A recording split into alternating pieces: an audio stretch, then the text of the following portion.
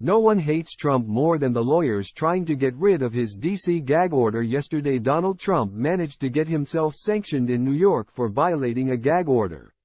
Again, most sophisticated clients don't have to be told once not to attack the judge's law clerk. Trump has now done it twice, as well as failing to remove the offending post completely from his website. Justice Arthur Engoron fined Trump $10,000 for violating the court's limited gag order, dismissing Trump's testimony that he'd been referring to Michael Cohen, yesterday's witness, when he complained about a person who is very partisan sitting alongside of the judge. Perhaps even much more partisan than he is. The court noted that Trump routinely attacks Cohen by name on social media, and that Cohen, even when on the witness stand, was much further away from the guy holding the gavel than the law clerk. Trump has been on a social media tear, railing against witnesses, judges, and prosecutors in his four pending criminal cases. The prior evening, he slammed Mark Meadows in a blatant attempt to discourage his former chief of staff from testifying in the D.C. election interference case. The timing could not have been worse for Trump's lawyers, who are seeking to stay a gag order imposed last week by Judge Tanya Chutkan, which would strongly suggest that the impetus for this outburst is poor impulse control, rather than nine-dimensional chess. Unsurprisingly, prosecutors noticed Trump's broadside against Meadows and the courtroom kerfuffle in Manhattan, and flagged them for the D.C. court. In the few days since the administrative stay has been in place, the defendant has returned to the very sort of targeting that the order prohibits, including attempting to intimidate and influence foreseeable witnesses, and commenting on the substance of their testimony.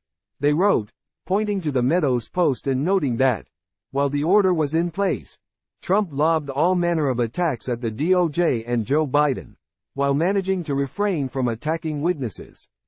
Time equals 400 ms. Greater than in his motions and at the hearing. Trump's lawyer John Lauro made a series of maximalist arguments against the order. He claimed that gag orders definitionally violate the First Amendment. He insisted that the proper metric is the Brandenburg Standard for incitement, not later judicial precedents relating to actual gag orders. He scoffed at the suggestion that rough-and-tumble political figures like Bill Barr and Ret.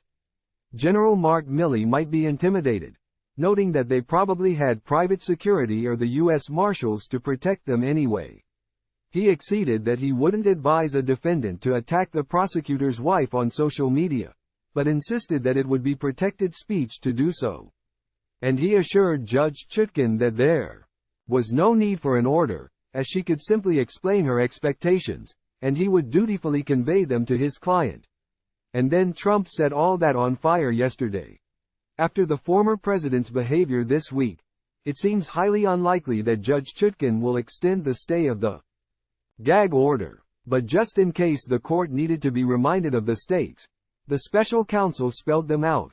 There has never been a criminal case in which a court has granted a defendant an unfettered right to try his case in the media, malign the presiding judge as a fraud and a hack, attack the prosecutor as deranged and a thug.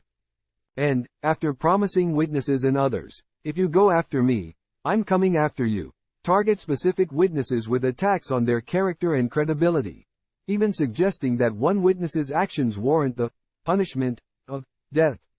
The defendant nevertheless claims that the First Amendment, combined with his status as a presidential candidate, grants him an unfettered right to do these things, and more. Indeed, he insists that the court is powerless even to prevent him from posting photographs of court personnel, or publicly telling known witnesses that they should learn to keep their mouths shut.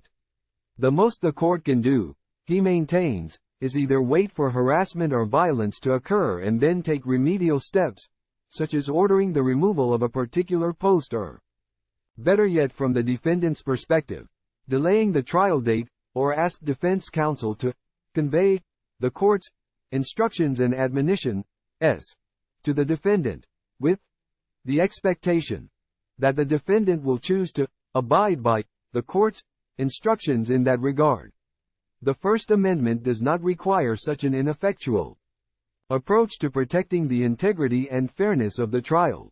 To the contrary, the court has both the authority and the duty to prevent trial participants, including the defendant, from engaging in extrajudicial speech that poses a substantial likelihood of material prejudice. Trump's response is due Saturday. Let's see if he can refrain from publicly tampering with a witness long enough for his lawyers to draft it.